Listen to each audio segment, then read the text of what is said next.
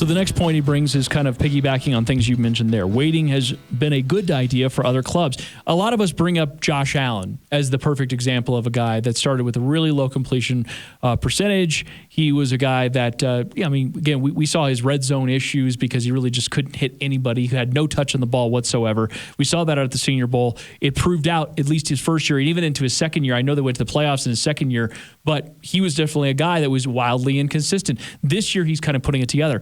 But Derek Carr is the other one, and he cites some really fascinating things about his up and down performance. Now, I think we've seen it because he's in division. Right. But to kind of put it into context, you think about they went 3-13 his first year. Right. And at 58% completion, 21 touchdowns, 12 picks. Not really kind of anything impressive, right? Right.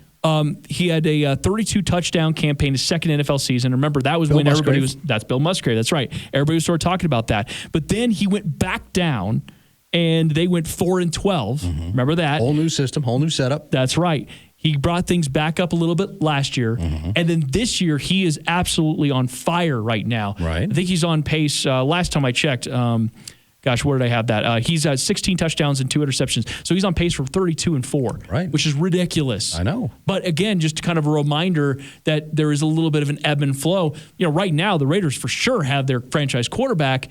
But if they would have made a snap decision at the 3-13 mark or the 4-12 mark, they wouldn't be here. And that's exactly what that is having that patience. Sometimes that continuity, that patience pays off. And you go back and look, Josh Allen wasn't good last year. Like all these people that are talking about, I called Josh Allen, all this kind of stuff. Man, there was no indication over the last 2 years at any point that he was going to turn into what he is now. What happened? He got 3 years in the same offense, and he finally got a contested catch receiver. And those two things have helped him out tremendously. Now, he's still had his problems. You go back and look at the last couple of games, he's had some problems. And all those people chirping about Josh Allen was my guy, man, they got real quiet for a couple of weeks. Now they're back out there, running their mouth. But Josh Allen is looks like he might become something.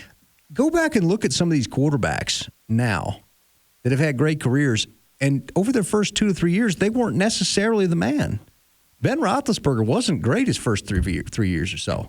He had a great team around him. He had an incredible team around him.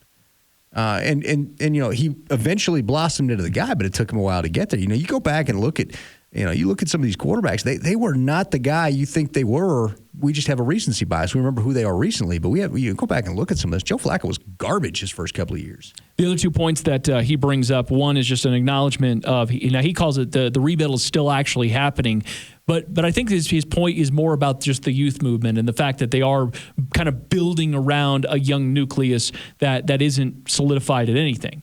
When we talk about identity of the offense, they're still figuring that out. Like it's on the fly. They really are. Yeah, what is this offense? Yeah, so what we say is what you want to be good at. I don't know if they know what they're going to be good at yet. I still think that they will have to figure that out over time. They may kind of step sideways or backwards into who they are and what they're very good at. But at least right now, every single game is a little bit of an adventure. I think even for them, like what they want to do and what they can accomplish changes game in and game out. They find out in the fourth quarter, they start to click on a few things and, this is working. Let's try to use that and build on that. Every single game, it seems like they take small, incremental steps forward. And if you look at the numbers, I think you can see that. But sometimes I think from the 10,000-foot view, you just see a team that scored only 3 points in the first half of the last 2 games, and you say they've regressed, they're not a very good team, and they're going nowhere. And when instead it might be the fact that your starting right guard is out, your offensive line's having to work on the timing. Now all of a sudden that interrupts the timing with the run game. Now all of a sudden you're getting only 2 yards on first or second down. Now you're 3rd and 8 all the time. Now you're not converting those longer plays because you're really a 6-yard conversion team on or 5.9, whatever the stat was you gave yesterday. There's football's a lot of moving parts. And the problem is that we want immediate answers and immediate satisfaction, and people try to pin it on one thing, and they look for the obvious things. Instead of just taking the nuance, taking a step back and saying, you know what, it's a young team. They don't have the timing down. They're missing players. There's all kinds of stuff going on here. This team was not going to be a Super Bowl contender this year any which way you slice it. We all knew that coming in. We've been talking about that since training camp. The last one here that he points out that I think is an important one for everybody to remember, because we do get in a little bit of a Madden mode, a fantasy football mode of like, right. well, we'll just go trade for this quarterback, or we'll just go grab this guy. And look, we've mentioned Sam Darnold at some point, and that's an off-season conversation right. anyways. Whatever they decide to do in the draft is a bit of an off-season conversation. But his point here is, do you really think like Phillip Rivers or Cam Newton or, guys that might be available out there in free agency next year, do you really think any of those guys, or a trade for Matthew Stafford, or a trade for, or maybe even if Dak Prescott somehow said, are those all guaranteed you go from what you are now to a team that ascends to playoffs overnight because of any one of those quarterbacks?